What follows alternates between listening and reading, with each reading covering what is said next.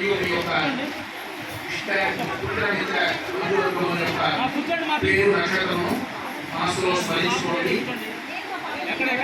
மகாலட்சுமி மத மகோத்சவத்துக்கு சமர்ப்பித்த உரையாளர்கள் உங்க கோத்திரம் பேரு நட்சத்திரம், உங்க பிதாவுடைய நட்சத்திரம், குழந்தைகளுடைய நட்சத்திரத்தை మనసులో నిனைத்துக் கொள்ளும்படி கேட்டுக்கொள்கிறோம்.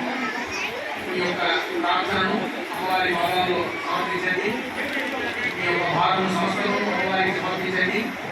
అమ్మవారి మనసారా ప్రార్థించండి.